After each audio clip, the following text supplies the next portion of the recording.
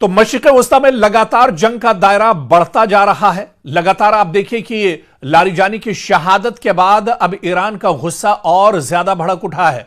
अब ईरान ने अपने हमलों में शिद्दत लाई है। ईरान पूरी मजबूती के साथ अब यह हमले कर रहा है और ताजा खबरों के मुताबिक अगर हम बात करें तो इजराइल के अंदर हैफा पर बहुत बड़ा अटैक एक तरह से ईरान ने किया है। हैफा में मौजूद ऑयल और गैस एनर्जी की जो सबसे बड़ी रिफाइनरी है, जो सबसे बड़ा सेंटर और मरकज माना जाता है ऑयल एंड गैस का, उस पर ईरान ने बहुत बड़ा हमला किया है और कहा जा रहा है कि दरअसल इजराइल की ईरान ने कमर तोड़ कर रख दी है। हैफा के ऑयल रिफाइनरी पर जिस तरह से बड़ा हमला ईरान की तरफ से किया गया है, इस हमले के बाद कहीं ना कहीं इजराइल की कमर टूट गई है, क्योंकि इजराइल का यह सबसे बड़ा ऑयल गैस और एनर्जी का यह सेंटर माना जाता है, यह मरकज माना जाता है। यहां से ही दरअसल इजराइल के अंदर अलग अलग शहरों तक गैस और जो एनर्जी है वो एक तरह से पहुंचती है, बल्कि कई दूसरे ममालिक को भी यहीं से इजराइल गैस, ऑयल और एनर्जी जो है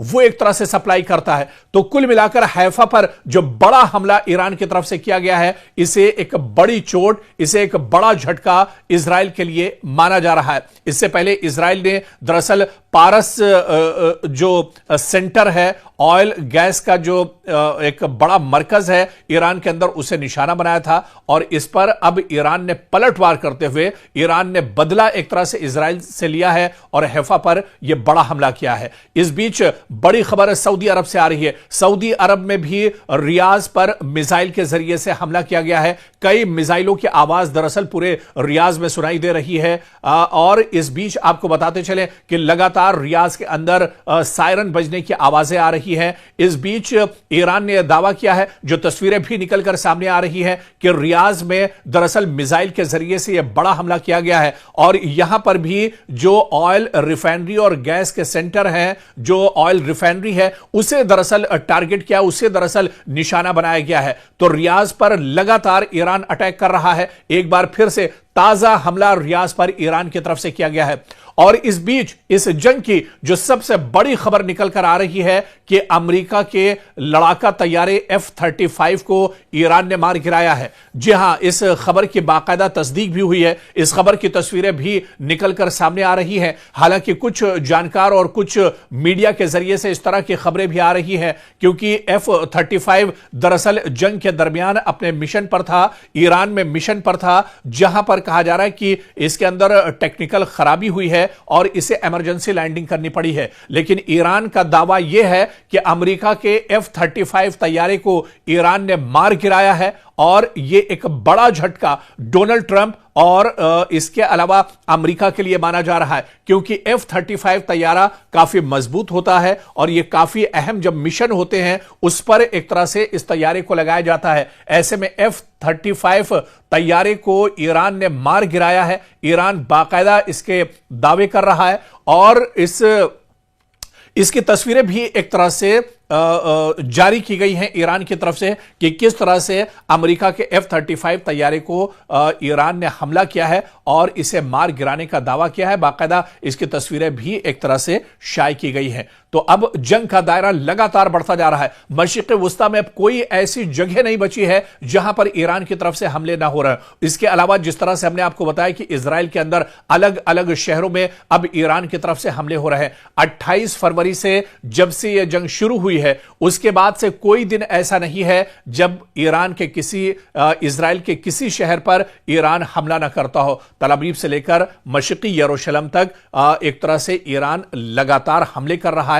ड्रोन, रॉकेट, हाइपरसोनिक मिसाइल और इसी तरह से लेटेस्ट हथियार के जरिए से अब ईरान लगातार हमले कर रहा है और जिस तरह से ईरान के ये हमले बढ़ते जा रहे हैं, ये जाहिर करते हैं कि अब इजराइल का जो डिफेंस सिस्टम है, जो दिफाई निजाम है, वो मफलूज होकर रह गया है और आयरन डोम अब इन हमलों को दरअसल नहीं रोक पा रहा है। जो पहले माहिरीन और एक्सपर्ट भी कहते थे कि दरअसल शुरू में इजराइल ने ईरान के हमलों को नाकाम किया था, क्योंकि उस वक्त जो डिफेंस सिस्टम इजराइल का था वो मजबूत था। लेकिन अब जंग लड़ते लड़ते दरअसल कई रोज गुजर चुके हैं और ऐसे में अब इजराइल का डिफेंस सिस्टम भी काम नहीं कर रहा है। इसी वजह से अब इजराइल के अंदर नुकसान काफी ज्यादा हो रहा है। इजराइल के अंदर अलग अलग जगहों पर आप देखिए आईडीएफ के चाहे ठिकाने हो, चाहे सिक्योरिटी फोर्सेस के कैंप हो, चाहे एक तरह से आपको याद होगा कि तल अवीव में एक बड़ा हमला, दरअसल बिन्यामिन नेतन्याहू का जो हेड ऑफिस है वहां पर भी हमला किया गया और खबरें इस तरह की भी आई कि बिन्यामिन नेतन्याहू अगर अपना दफ्तर छोड़कर 35 या 40 सेकंड पहले नहीं निकले होते तो इस हमले में एक तरह से वो शिकार बन जाते और उनकी मौत एक तरह से हो सकती थी। लेकिन 35-40 सेकंड पहले ही यह खबर आती है कि उनके ऑफिस को टारगेट किया गया है और वो वहां से निकल जाते हैं।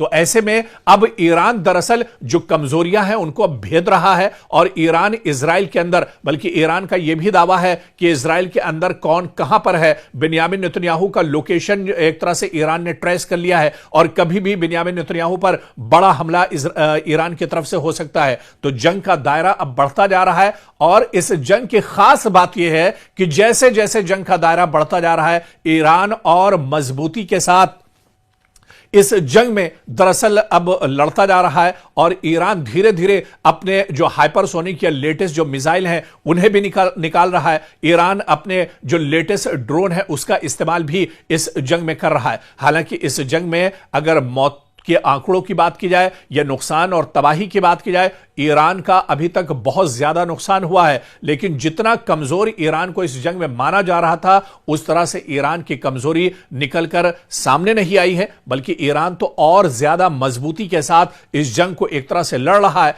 और एक्सपर्ट्स और माहिरीन का यह मानना है कि जितनी मजबूती के साथ ईरान इस जंग में खड़ा हुआ है, जितनी मजबूती के साथ ईरान यह जंग लड़ रहा है, अगर इसी तरह से ईरान यह जंग लड़ता रहा तो फिर इजराइल को एक तरह से झुकना पड़ेगा। अमेरिका एक तरह से पसपा हो जाएगा। अमेरिका और इजराइल को एक तरह से इस जंग में शिकस्त का सामना करना पड़ेगा।